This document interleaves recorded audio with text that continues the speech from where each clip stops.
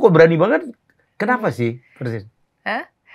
Berani dalam hal apa nih? Dalam Gila, hal, isinya iya. tuh berontak, bela, ribut gitu ya. Yang paling ikonik itu pada saat kamu ribut sama, ya, Pas Pampres ya. Menurut kamu siapa yang salah? Kamu kan ahli hukum ya? Seharusnya tidak terjadi seperti itu. Pengawalan boleh gitu. Memang mungkin dia merasa itu pengawalan prioritas. Tapi sepanjang tidak menutup jalan ya orang lain boleh lewat kan. Yang mengejutkan itu kami baru tahu pada saat sidang pra-peradilan bahwa visum itu terbitnya 1 hari setelah anak itu meninggal. Yang mana menurut kami agak janggal ya kan. SDN Pondok Cina 1 di Depok. Apalagi yang terjadi? Ini ada sekolah negeri yang akan digusur oleh Wali Kota Depok untuk dialihfungsikan menjadi Masjid Raya Depok.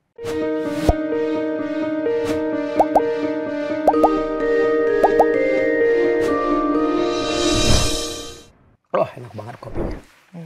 Ini serius tamu saya. Wih, saya baru kenal tokoh perempuan satu ini.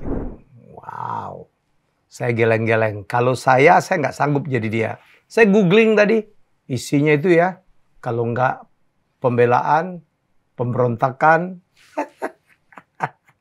apa gitu aja deh. Ya, ini dia di depan saya, Francine Wijoyo.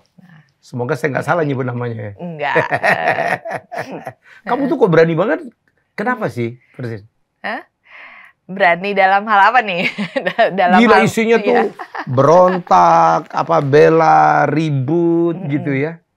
Karena ya bosen ya kalau kita dulu kan sering juga menjadi korban ya ketidakadilan gitu dan kepingin melawan. Ya pasti itu kan. Ya, perlawanan gitu. Iya. Nah, sekarang saya punya sedikit kemampuan lah untuk bisa membantu orang-orang itu melawan ya. Jadi saya gunakan juga kesempatan itu untuk membantu.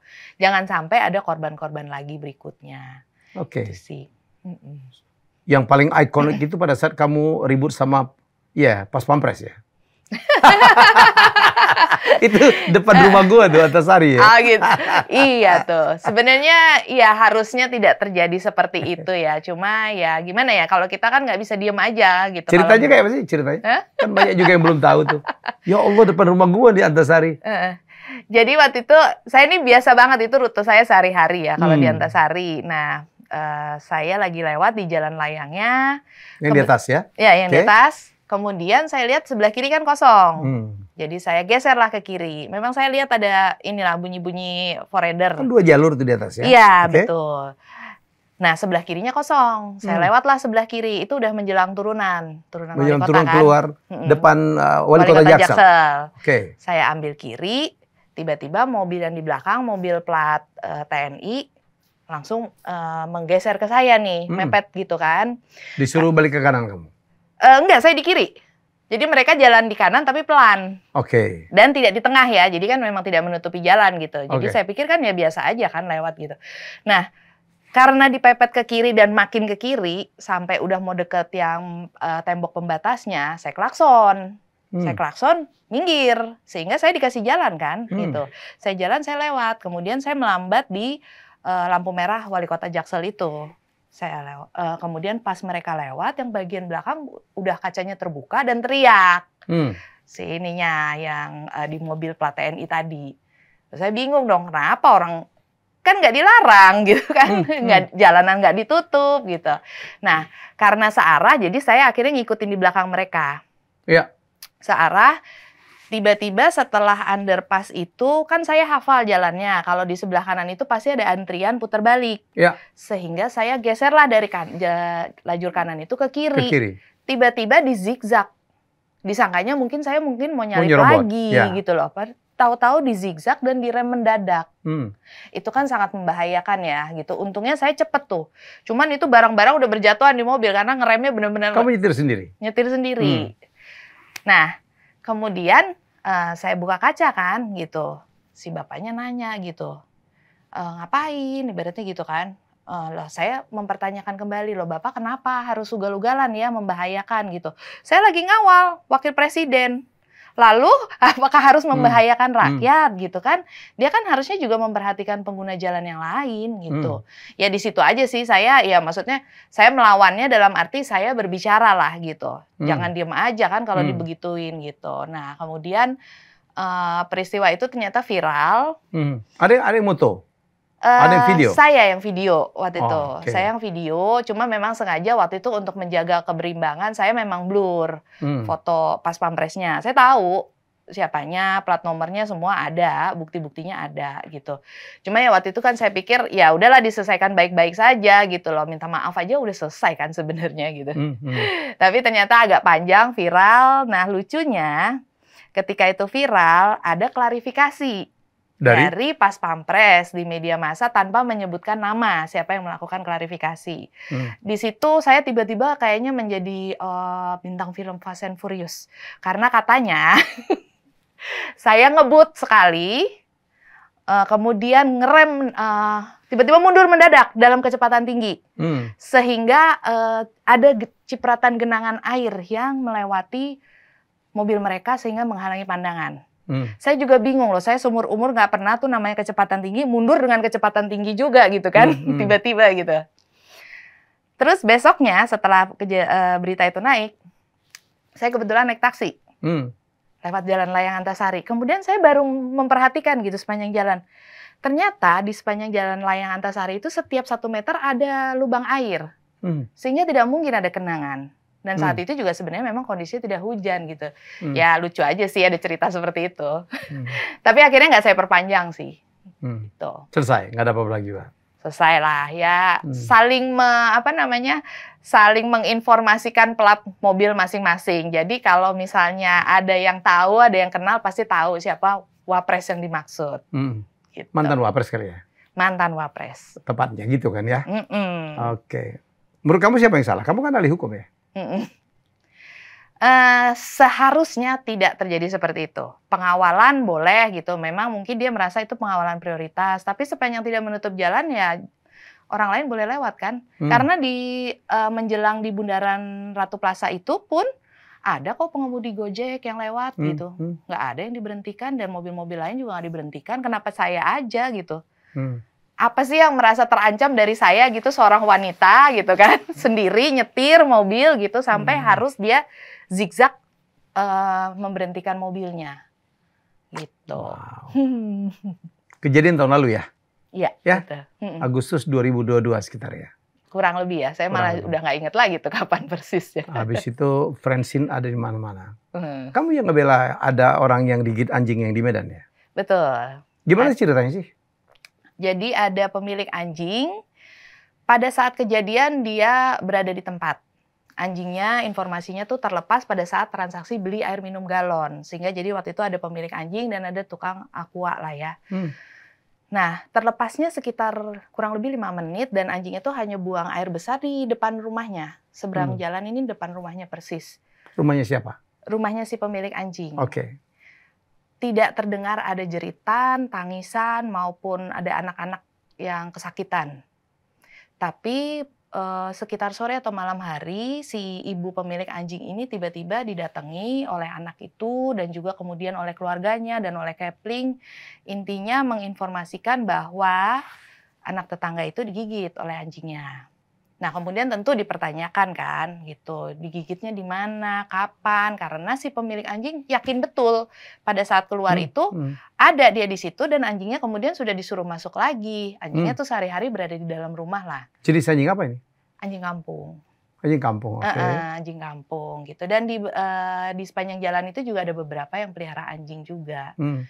Nah, kemudian karena mediasinya tidak berhasil, kemudian juga besok siangnya, jadi kejadian tuh hari Kamis, tanggal 10 Juni 2021, 2 tahun yang lalu. Hari Jumatnya informasinya diadakan mediasi lagi, tapi tidak bertemu ya, karena dari pemilik anjing juga meragukan, karena dia yakin betul anjingnya tidak keluar, apalagi. Tapi itu nyata-nyata anak itu ada bekas gigitan anjing atau apa? Nah, terlihat dari jauh memang ada luka. Tapi pada waktu itu kan tidak berpikir akan prosesnya sejauh ini sehingga tidak didetailkan lah gitu. Kemudian anak ini ternyata demam tinggi. Informasinya katanya cari vaksin rabies kemana-mana sulit. Dan akhirnya pas dapet disuntikan di klinik lain. Dalam kondisi masih demam tinggi. Kemudian meninggalnya di tanggal 13 Juni. Atau 3 hari setelah dugaan gigitan. Dugaan kejadian. Dugaan gigitan tadi 3 hari kemudian meninggal dunia. Nah, yang mengejutkan itu kami baru tahu pada saat sidang pra-peradilan bahwa visum itu terbitnya 1 hari setelah anak itu meninggal. Yang mana menurut kami agak janggal ya, karena 13 Juni itu kejadiannya sore. Dibawa di rumah sakit itu, informasinya sudah meninggal dunia. Visum keluarnya di tanggal 14 Juni. Terus cepat? Cuma 1 hari, beserta dengan hasil lab. Menurut kami agak nggak mungkin gitu. Dan kemudian juga kami cek ke media bahwa sekitar di media pun dibilangnya masih menunggu. Padahal itu juga udah sekitar 1 sampai 2 bulan pasca kejadian. Dan kalau misalnya memang benar visum itu tertulisnya mati lemas karena rabies dan memang dugaannya sudah mengarah kepada klien kami ini, gitu. Kayaknya nggak mungkin deh kalau ada kejadian anak meninggal viral kemudian menunggu 2 tahun kemudian atau 1,5 tahun kemudian baru jadi tersangka. Agak aneh gitu. Nah, kasus ini udah naik dari Polsek itu 3 hari kemudian naik ke Polres. Mandek, 1,5 tahun kemudian naik ke Polda Sumut, langsung jadi tersangka. Desember 2022. Kami baru tahu kasusnya ketika si Ibu Dona ini minta bantuan kami di Januari 2023. Jadi kami memberikan bantuan dari LBH Partai Solidaritas Indonesia ini pada saat si Ibu Dona ini sudah menjadi tersangka. Kami coba untuk lewat pra-peradilan di Februari 2023, tapi ternyata kalah. Nah, sekarang prosesnya lagi naik sidang nih, lagi proses saksi dari pelapor di Pengadilan Negeri Medan. Francine pro bono ini? Betul sekali. Kamu keliling saya dengar ya? Lagi bela apa lagi? Yang di SD mana? SDN Pondok Cina 1 di Depok. SDN Pondok Cina 1 di Depok. Apalagi yang terjadi? Ini ada sekolah negeri yang akan digusur oleh Wali Kota Depok untuk dialihfungsikan menjadi Masjid Raya Depok. Sedangkan kalau berdasarkan aturan yang ada sampai saat ini, Masjid Raya itu hanya bisa dibangun di ibu kota provinsi, yaitu Bandung seharusnya. Gitu. Nah, kemudian persetujuannya sudah salah peruntukan tadi Masjid Raya. Namun ternyata prosesnya tetap diteruskan walaupun sudah tahu. Susah. Saya melihat ada kota-kota kabupaten Masjid Raya itu bukan Masjid Raya menurut kamu? Seharusnya bukan. Masjid Raya itu aturannya hanya berada di provinsi. Setelah itu di bawahnya ada Masjid Agung, kemudian Masjid Jami. Ada beberapa tipe. Kamu malah lebih paham dari saya ya. Karena kasus ini jadi ikut belajar nih mengenai tipologi masjid. Jadi Masjid Raya itu hanya ada di ibu kota provinsi. Kalau di tingkat 2 tuh Masjid Agung. Masjid Agung. Ini Wali Kota Depok ingin membuat Masjid Raya di Depok. Nah, terus? Nah, kemudian salah satu alasannya adalah menurut Wali Kota Depok ini katanya selama 22 tahun Depok berdiri itu tidak pernah ada masjid di sepanjang Jalan Margonda Raya. Ini fakta yang bisa dilihat deh di media. Gitu. Sayangnya gitu, fakta itu berbanding terbalik karena salah satu masjid yang sekarang sudah jadi Masjid Agung itu lokasinya di Balai Kota Depok. Which is Margonda. Margonda Raya, di kantornya Wali Kota Depok. Ada Masjid Agung, besar sekali di situ. Dan lokasinya tidak jauh dari SDN Pondok Cina 1. Kemudian kalau dilihat dari radius, di seberangnya SDN Pondok Cina 1 itu ada Depok Town Square. Di sana juga ada masjid. Kemudian kalau ke arah kanan nih dari SDN Pondok Cina 1 itu pun juga ada Masjid Nurul Falah. Itu juga Margonda Raya.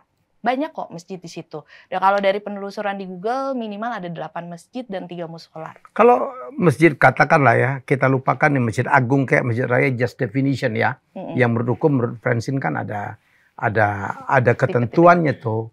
Kan kalau orang mau bikin rumah peribadatan, kan ada 2 teritori wali kota nih kan. Rumah peribadatan pemerintah ya kan, sama SD negeri pun pasti punya pemerintah.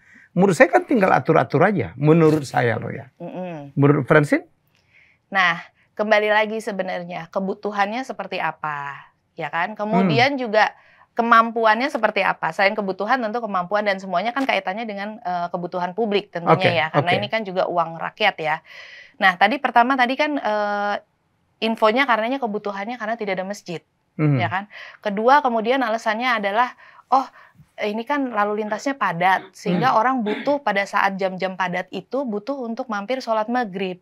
Tapi kenapa pertanyaannya harus menggusur sekolah kan? Nah, itulah yang kami pertanyakan gitu. Nah, sementara kalau dilihat dari kebutuhannya, lucunya si wali kota Depok ini, SDN Pondok Cina 1 katanya mau akan di-merger. Padahal ini adalah tindak lanjut dari upaya pengalihfungsian menjadi masjid tadi. Kemudian mau digeser, direlokasi ke SDN Pondok Cina 3 dan 5, kemudian nantinya mau di-merger 1 dengan 5. Jadi rumit nih kan, jadi rumit banget nih ya, gitu. Kemudian katanya sebagai pengganti nanti akan ada kebutuhan sekolah tapi SMP negeri. Sementara dia juga mengakui kami tidak punya anggaran untuk beli lahan untuk masjid. Dengan demikian kami menggusur sekolah dasar negeri. Lalu kami berencana membangun SMP negeri. Tapi kami juga belum punya lahannya, sehingga kami juga akan mengadakan pengadaan lahan nih. Kalau misalnya memang benar-benar kebutuhannya untuk pendidikan, kan sebenarnya logika sederhananya paling gampang ya kenapa nggak SD aja digabung dengan SMP misalnya. Atau memang ya itu lahan pendidikan ya SD misalnya diganti dengan SMP. Tapi kan ini lucu, SD diganti masjid, kemudian nanti beli lagi lahan pendidikan gitu. Padahal dari awal udah bilang nggak punya duit. Nah, uniknya nih di Depok nih memang.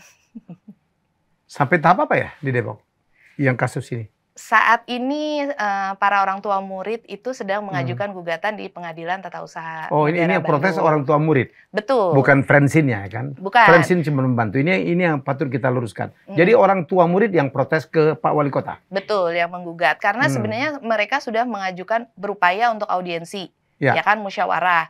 Ingin ketemu langsung dengan Pak Wali Kotanya, tapi belum berhasil. Kemudian mengajukan keberatan administratif ke Wali Kota Depok, tidak ditanggapi.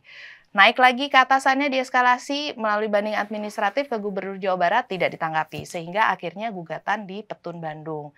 Nah, saya itu adalah bagian dari tim advokasi SDN Pondok Cina 1. Di sini kami tergabung dari beberapa bantuan hukum, ada dari LBH PSI, dari LBH Jakarta, sama dari Amar Law Firm. Kami semua kerja pro bono untuk membantu para orang tua murid ini memperjuangkan hak pendidikan atas anak-anaknya. Ini kan kalau kita tarik begitu aja tanpa tabayun, tanpa detail, kan seolah-olah kan tidak setuju dengan pembangunan masjid kan ya? Padahal sebenarnya bukan. Bukan itu pokok utamanya. Yang pertama, tidak ada penolakan pembangunan masjid. Tapi nggak ada? Tidak ada. No issue? Tidak ada. Gitu. Dan yang diperjuangkan oleh Frensin dan teman-teman juga bukan itu? Bukan. Ya. Gitu. Kami tidak menolak pembangunan ibadah. Rumah ibadah? Rumah ibadah. Tapi dalam hal ini, mengapa harus menggusur sekolah? Apalagi ini sekolah dasar gitu kan, pendidikan dasar itu kan pendidikan wajib. Mengapa harus digusur? Nah, kemudian kalau dibilang ternyata kebutuhannya kurang gitu di SDN Pondok Cina 1, kemudian mereka dipindah ke SDN Pondok Cina 3 dan 5. Faktanya SDN Pondok Cina 3 dan 5 itu kekurangan ruang kelas belajar. Sehingga anak-anak itu nggak ada alasan untuk merger. Iya, nggak ada dong, gitu. Mereka ruang kelas saja kurang, sehingga ketika mereka dipindah dan baru sebagian, karena sebagian besar memilih untuk tetap bertahan kan. Sebagian kecil yang pindah pun itu terpaksa masuk kelas siang. Jam belajarnya berkurang, kemudian ketidaknyamanan, kemudian juga mereka dibully, sekolah kok numpang, kayak begitu kan. Nah, ini anak-anak SD loh, kan kasihan sekali ya.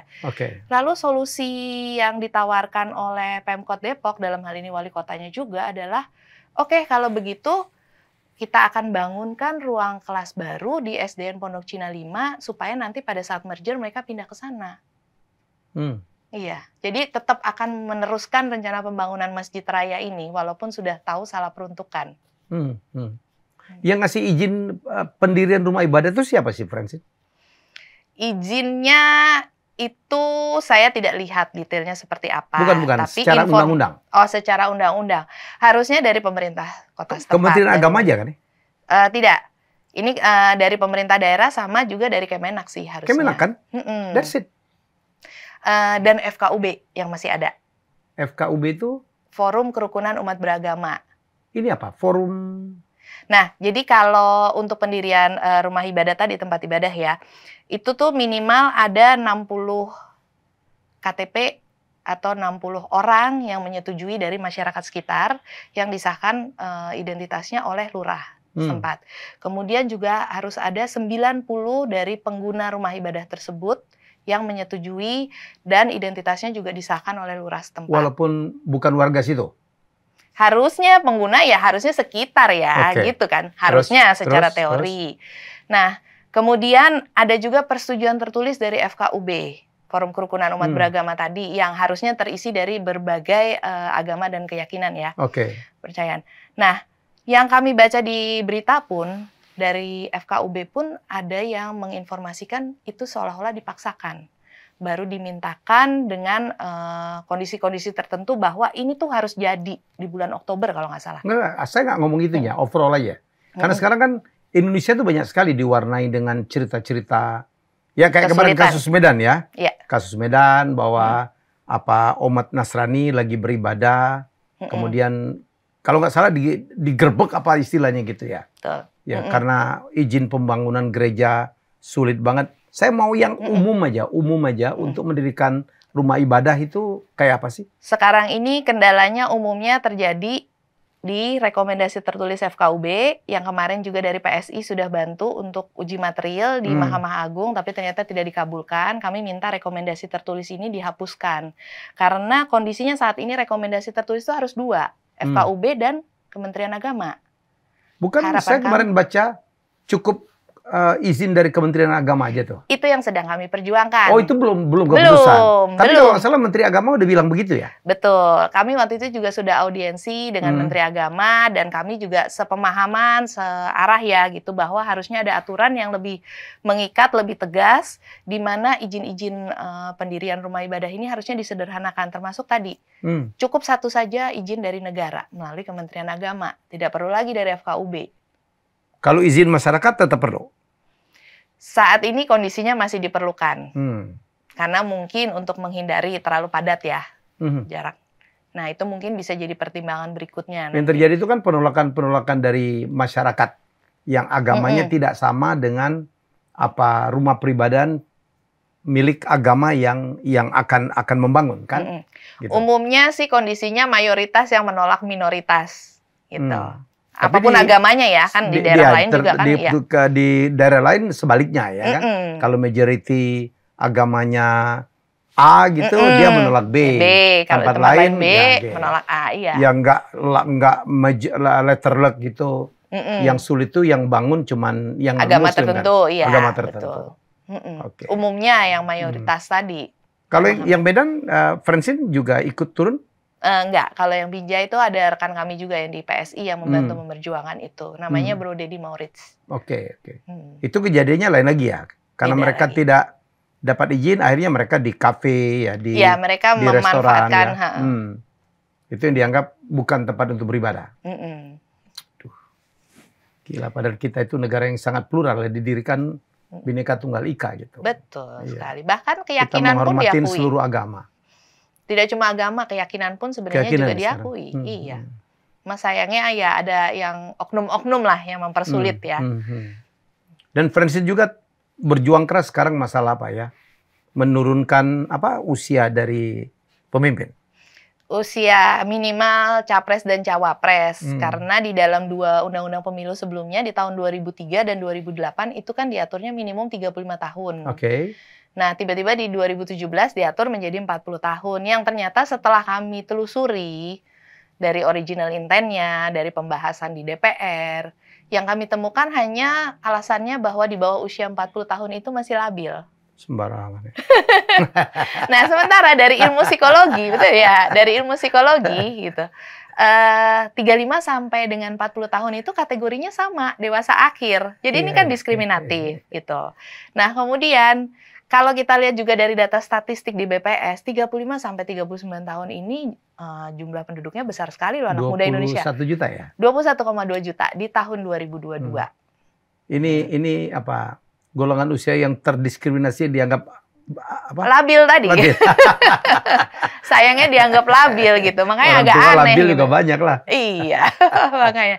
Nah, lucunya kalau misalnya mereka yang di DPR ini bilang bahwa itu labil, Sementara usia calon anggota DPR itu hanya 21 tahun loh minimalnya. Lebih labil lagi dong. Iya. Kenapa boleh ya? Nah, itu dia. Ya jadi pertanyaan gitu kan. Apakah yang 21 tahun yang tidak labil tadi? Sekarang kan banyak sekali pemimpin-pemimpin muda ya. Betul. Di luar negeri saya tahu Jacinda Ardern. Ya, Perdana Menteri Selandia Baru terbaik. Waktu naik 39. Betul. Emmanuel Macron. Prancis gitu. Juga 39 tahun. Sanna Marin. Presiden Finland 36 tahun. Ya kemudian yang baru tuh, yang dari Burkina Faso, yang Traoré, itu 32 tahun tuh salaman sama Putin, yang membuat poros Afrika ke Rusia. Di Indonesia nggak kurang hebat ya, ada Emil Dardak. Wah muda banget ya, jadi wagub yang hebat, berprestasi. Zaman dulu juga kita punya loh. Perdana Menteri termuda di dunia dan Perdana Menteri pertama kita, Sultan Syahrir, 36 tahun waktu dia menjabat pertama. Dan yang membuat Bung Karno, Bung Hatta memproklamirkan Indonesia adalah anak-anak muda. Iya. Politik kah ini? Kalau dari PSI sih mengajukannya ini karena kita konsisten memperjuangkan hak anak muda. Kita di 2019 juga pernah memperjuangkan hal serupa untuk usia minimal kepala daerah. Kita waktu itu minta disamakan dengan usia calon anggota DPR 21 tahun, tapi belum berhasil. Nah, sekarang kita coba lagi nih memperjuangkan hal yang sama, itu karena kita juga concern dengan anak-anak muda ini, kenapa harus dikebiri hak politiknya, gitu. Francine, sorry ya, saya benci banget mengatakan mayoritas minoritas. Francine kan triple minoritas ya. Triple minority. Perempuan, keturunan, dan agamanya bukan agama mayoritas. Gitu. Kok berani banget sih seorang Francine? Nggak pernah takut? Ada juga dong takut. Justru kayaknya mungkin dari kecil tuh saya selalu dianggap berbeda kali ya. Karena oleh sekeliling saya. Kan bayangin di waktu zaman saya masih kecil ya, di zaman dulu baru diperkenalkan lah cara belajar siswa aktif. Yang dimana seharusnya siswa diperbolehkan untuk bertanya. Tapi ketika kita bertanya, gitu, guru akan langsung yang kayak defensif gitu. Ngapain sih banyak-banyak tanya gitu. Udah ikutin aja gitu. Saya nggak terima juga gitu. Nah, hal-hal seperti itu yang membuat juga saya konflik dengan beberapa guru. Saya pernah dikeluarkan dari kelas gitu karena bertanya atau mempertanyakan pandangan maupun sikap dari guru. Bahkan saya nggak tahu nih ya, ini saya cerita aja tapi boleh off the record atau enggak, nanti tergantung ini ya, Bro Helmi. Saya di SMA itu pernah dikeluarkan dari sekolah, hampir tidak lulus, karena waktu itu bully dari kakak kelas. Dibully kakak kelas? SMA? Nah, saya dan teman-teman itu lagi makan, biasa jam istirahat kan lagi makan, lesehan kita duduk di bawah, membentuk satu lingkaran. Kemudian ada kakak kelas nih lewat. Dia lewat di tengah-tengah kami, lingkaran ini. Saya kan lagi sambil makan, saya langsung refleks ya bilang gitu. Lagi makan kok dikasih kaki, nggak sopan banget ya. Gitu. Lalu saya ditampar lah oleh kakak kelas ini. Saya balasnya jambak. Gitu. Saya nggak tampar balik gitu. Nah kemudian teman-teman saya, karena kelas 2 ini merasa juga saya benar posisinya gitu, melawan terhadap kelas 3 sehingga terjadilah tawuran. Jadi saya kayaknya yang pertama membuat tawuran di sekolah itu, sekolah perempuan lagi. Ya itu tadi karena membela prinsip. Padahal sebenarnya kelihatannya hal yang sepele ya, tapi buat saya itu prinsip gitu. Kalau kita lagi makan masa dikasih kaki itu kan nggak sopan, nggak menghargai orang lain gitu. Nah itulah tadi. Kemudian ketika akhirnya diskors, saya protes juga. Saya ini kan waktu itu nggak punya apa-apa gitu, nggak punya siapa-siapa. Saya diskors, saya manut, nggak ke sekolah gitu loh. Tapi si kakak kelas ini karena dia anak atau cucunya siapa-siapa, dia tetap masuk kelas. Itu saya dapat informasi dari teman-teman. Saya protes juga gitu loh. Nah, kemudian ya protes-protes saya ini karena saya sering sekali vokal di sekolah. Dengan beberapa kasus yang dianggap saya nakal dan lain-lain. Akhirnya saya yang dikasih surat untuk dikeluarkan dari sekolah.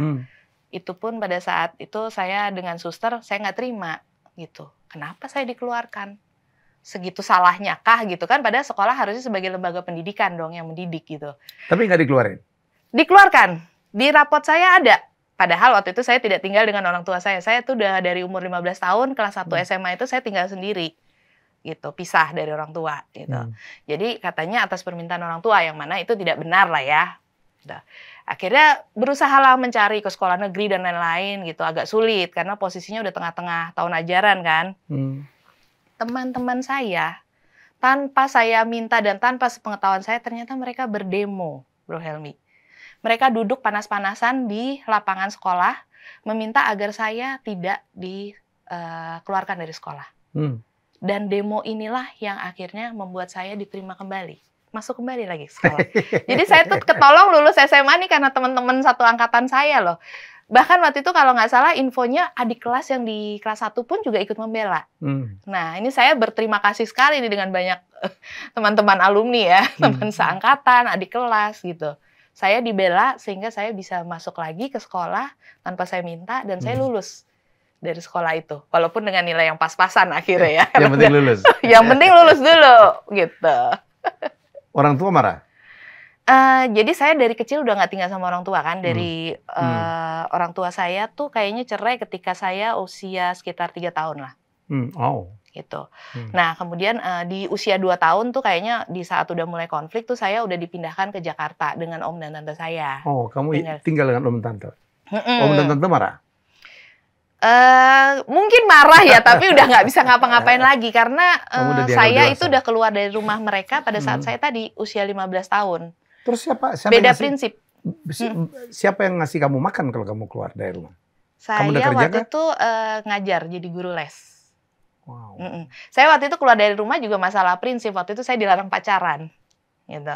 Karena tadi beda keturunan, beda lain-lain. Tapi intinya saya dilarang pacaran dan saya merasa bahwa orang ini dan keluarganya baik-baik saja kok sama saya, gitu.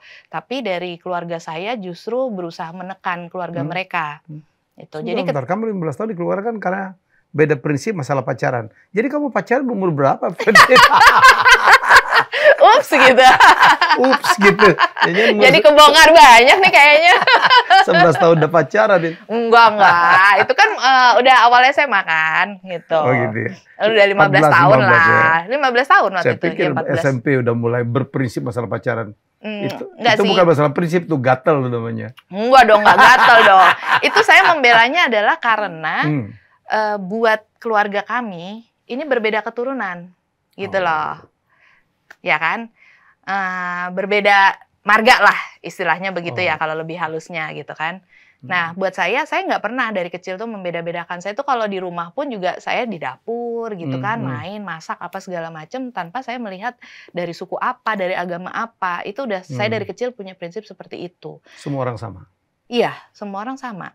Cuma ya sayangnya keluarga saya agak berbeda waktu itu ya pandangannya. Sehingga yang saya tidak terima yaitu karena perbedaan tadi justru menjadi alasan dan juga menjadi diskriminasi yang cukup parah waktu itu. Jadi ketika saya dikasih pilihan, kalau kamu mau tetap pacaran sama dia, kamu keluar dari rumah ini. Ya udah saya keluar dari rumah, gitu. Orang gila. Dan saya tidak pernah sekalipun kembali lagi ke rumah itu sebagai yang tinggal di situ, nggak pernah. Sampai sekarang. Jadi saya secara prinsip saya udah memutuskan keluar, saya akan keluar. Oh iya? Gitu. Walaupun pada orang ini kan pernah bantu kamu, Francine. Saya tahu, saya nggak dan saya pun nggak pernah dendam sama om tante saya ini. Itu bahkan dendam namanya tuh? Oh tidak, karena pada saat mereka sakit, yang berjaga di rumah sakit itu saya, yang bayarin di biaya di rumah sakit itu saya. Cuman ke rumahnya mereka nggak pernah? Tidak, saya tidak mau tinggal lagi di sana. Saya tidak mau merepotkan lagi. Saya mau hidup mandiri. Saya nggak suka diatur-atur. Gitu. Ups. Iya, ups lagi gitu. Maksudnya kalau secara prinsip berbeda daripada kalau kita bersama ribut terus kan buat apa gitu kan. Tapi ya saya nggak pernah dendam sih sama mereka. Saya mengerti posisinya bahwa mereka sebagai orang tua ingin melindungi saya, anak perempuan gitu kan. Seperti ini gitu kan. Takut kan kalau dia ngapain gitu. Banyak yang naksir mungkin. kepedean kalau itu. Ya intinya itu sih. Saya ya pokoknya kalau saya punya prinsip dan menurut saya itu sesuatu yang benar, sesuatu yang lurus jalannya, ya saya ikutin aja. Itu yang melandasin sikap seorang Francine Wijaya hingga saat ini. Apakah protes rebel gitu pada saat SMA itu yang mendasarin Francine menjadi tukang protes seperti atau tukang bela seperti yang saya kenal selama ini? Kayaknya mungkin saya dari tukang protes dari TK deh. Dari TK ya? Iya. Jadi saya belum lahir kamu udah tukang protes. Jangan-jangan. Soalnya saya tuh ingat banget berapa kali kayak ditegur dari guru. Bahkan mungkin TK aja saya ingat saya pernah dikeluarin dari kelas deh. Karena ya nggak tahu mungkin saya protes apa gitu ya. Saya mempertanyakan sesuatu gitu. Saya sering banget waktu dulu mempertanyakan gitu. Kenapa begini, kenapa begitu gitu. Dan kalau sebagai anak-anak ya kita menganggapnya figur orang yang lebih dewasa itu yang lebih bisa memberitahukan kita. Zaman dulu kan belum ada Google ya. Kalau sekarang kan tinggal search aja di Google. Zaman dulu kan kita nanya sama guru, nanya sama orang tua gitu. Nah, ketika saya mempertanyakan kok dianggapnya ini pertanyaannya aneh nih, anak ini mikirnya kayaknya di luar kebiasaan gitu kayaknya gitu. Itu kayak alasan kenapa akhirnya Francine mengambil Fakultas Hukum? Ini lucu. Tadi yang dengan kasus tadi yang saya pacaran waktu SMA dan akhirnya saya memilih keluar rumah, waktu itu saya berpandangan, waktu itu saya melihat ya ada lawyer dari kantor papi saya lah ya, gitu saya manggil om saya papi. Dia itu membuat surat pernyataan dan melakukan upaya-upaya yang saya anggap itu sebagai intimidasi terhadap keluarga dari pacar saya. Jadi saya waktu itu saya bilang saya nggak mau jadi pengacara kok bela orang yang dibayar kok sampai segitunya sih gitu. Nah, saya nggak mau tuh. Nah, saya setelah lulus SMA, jadi hari lulusan saya tidak ke sekolah karena itu adalah hari pertama saya masuk kerja di kantoran sebagai sekretaris. Kemudian berikutnya pun saya jadi pernah di customer service, kemudian balik lagi saya bekerja di grup perusahaan konglomerasi yang cukup besar. Di situ saya menjadi executive assistant dari 2 direktur. Di sana saya dikasih kepercayaan cukup besar, saya belajar banyak, dan salah satu direktur tadi kemudian dipindahkan ke bagian lain sebagai presiden direktur. Sehingga ini kan kita sama-sama pindah ke satu company yang sama-sama hal-hal baru nih. Semua dokumen yang masuk ke Presdir itu kan harus saya baca dulu gitu. Atau saya ibaratnya saya sebagai sekretaris, saya nggak mau cuma jadi kurir kan. Saya memberikan masukan, ini seharusnya tidak begini. Termasuk ya tadi dokumen-dokumen legal. Jadi saya waktu itu merasa kenapa saya seorang lulusan SMA, saya mengkoreksi kerjaan orang yang S2 hukum. Ketika terjadi perdebatan gitu atau pertanyaan lah gitu, ketika saya mempertanyakan itu, mereka pertanyaannya adalah, emang bosnya baca? Gitu. Tapi kan mungkin di satu sisi juga mereka yang kayak merasa kesel gitu ya mungkin ya yang saya tangkap gitu. Kok ngapain sih anak lulus SMA ini sekretaris review-review dokumen kita gitu kan. Seolah-olah kayaknya nggak dipercaya gitu. Dari situlah saya tertarik gitu. Saya akan belajar hukum.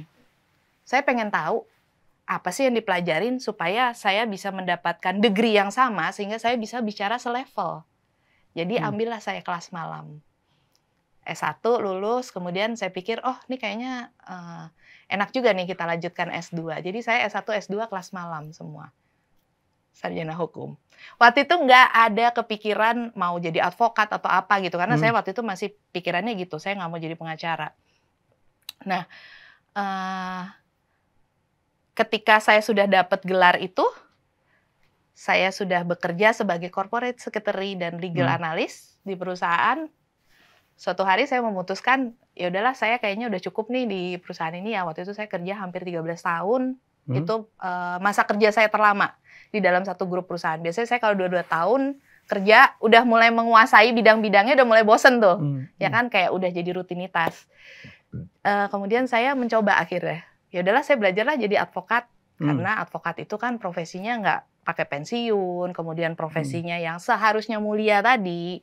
Dan dalam prakteknya juga saya melihat beberapa contoh banyak kok. Ternyata advokat itu melakukan kerjaan-kerjaan pro bono, apalagi yang advokat publik ya. Mereka membela kepentingan publik tanpa dibayar. Nah, itulah yang menjadi ketertarikan saya. Saya mau ke jalur sana aja. Saya mau membantu lebih banyak orang melalui jalur hukum. Akhirnya Pak, masuk ke kantor law firm? Saya magang, ya. Saya magang di beberapa kantor law firm, kemudian akhirnya saya mendirikan kantor hukum saya sendiri di awal tahun 2017. Kemudian saya bergabung di LBH PSI di Oktober 2021. Waktu itu langsung masuk di kasus gugatan warga Jakarta yang menjadi korban banjir. melawan Gubernur DKI Jakarta saat itu. Saya bantu menyiapkan bukti-buktinya dan memenangkan kasus itu bersama dengan teman-teman di LBH PSI. Kita menang lawan Gubernur. Itu kasus pertama yang saya tanganin di LBH PSI. Sampai saat ini ingat nggak berapa kasus yang Francine sudah tangani? Banyak sih ya kalau kasus ya. Kalau kasus-kasus yang terkait dengan gugatan di Petun itu saya baru dapat di LBH PSI.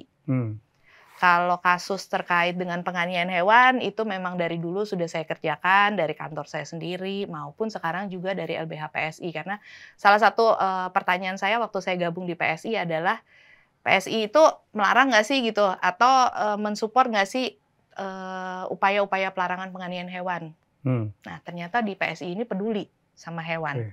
Saya waktu pertama ditawarin jadi jubir juga waktu itu saya nanya, boleh nggak saya jadi jubir perlindungan hewan? Dan dikasih.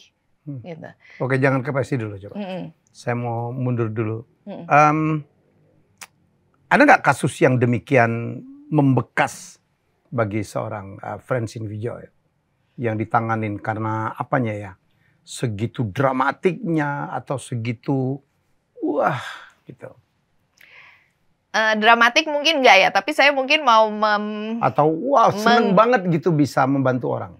Mengingatkan kembali tadi yang katanya saya rebel. Nah, ada satu kasus di mana resepsionis dari kantor hukum tempat saya dulu pernah bekerja ternyata tidak dibayarkan upahnya pada saat awal-awal mulai pandemi.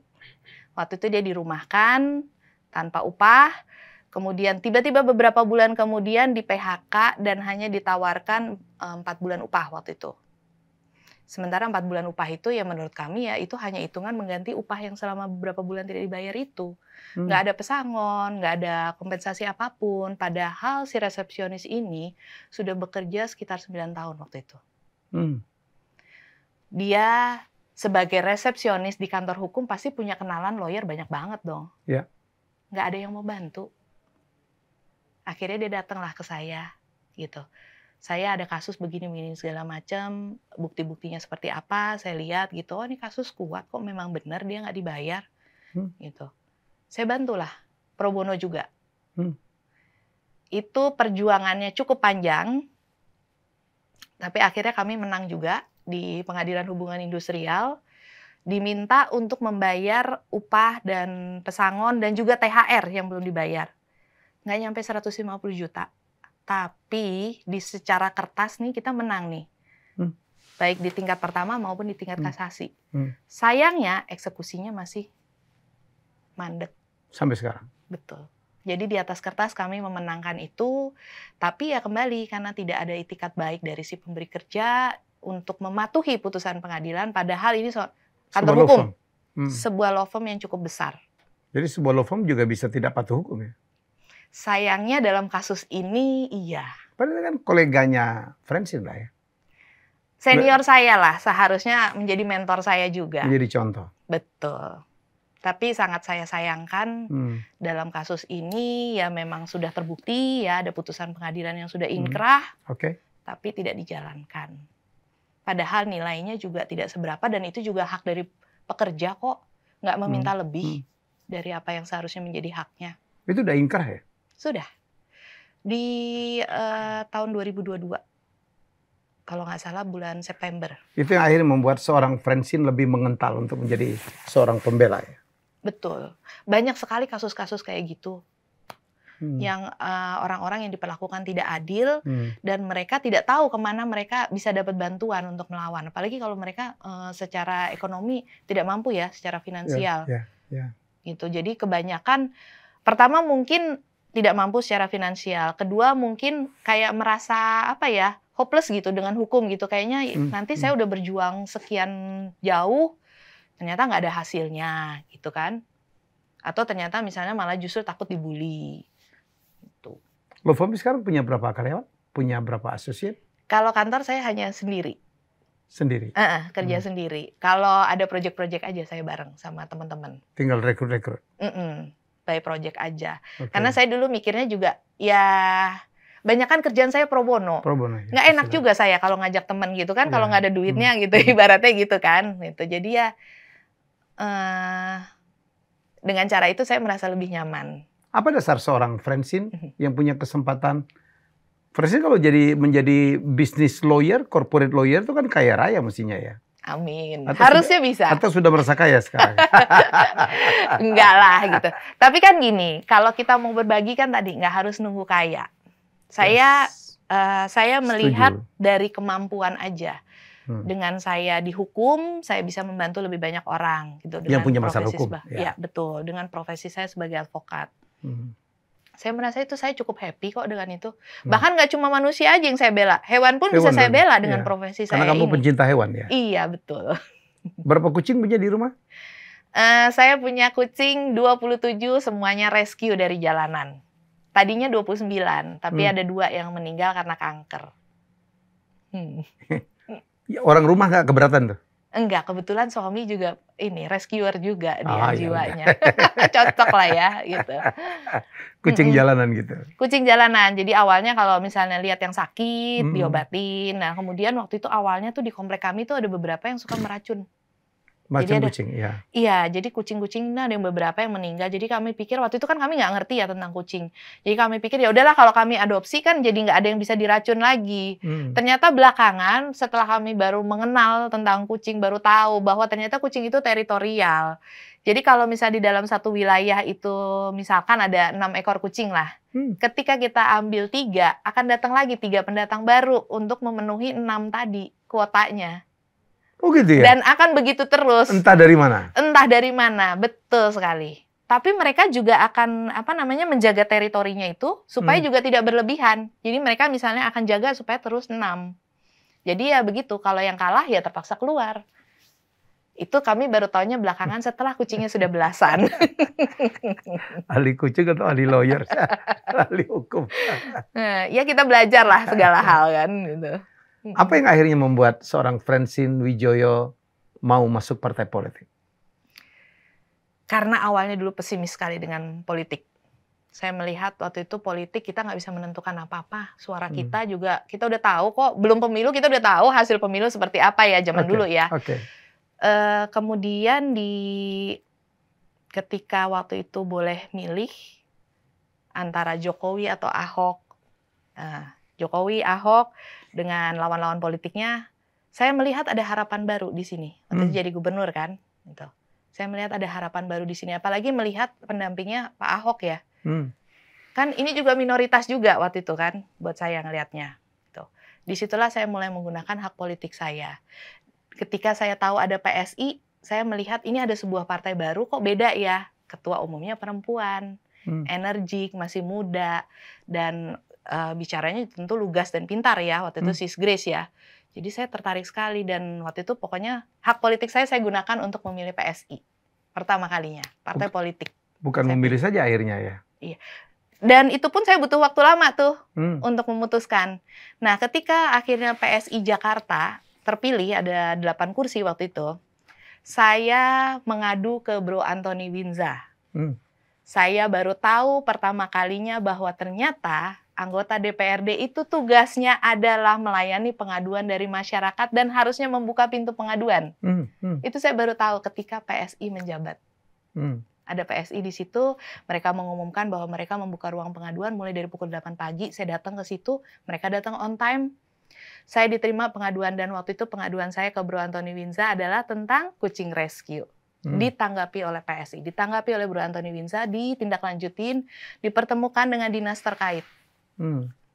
Jadi saya merasa bahwa oh begini ya ternyata wakil rakyat itu benar-benar bekerja mewakili rakyat seperti ini. Mestinya begitu. Mestinya begitu. Tapi itu pun saya udah tertarik tapi masih mengamati. Saya baru gabung ya di 2001 tadi. Setelah ada gonjang-ganjing bahwa ternyata gaji seorang anggota dewan itu ternyata cukup besar tapi kok manfaatnya tidak terasa maksimal. Itu yang menjadi diskusi saya dan suami waktu itu. Suami dukung? Suami yang menyuruh saya masuk. Kamu bisa dan kamu mampu. Coba kamu bantu orang lebih banyak lagi lewat jalur politik.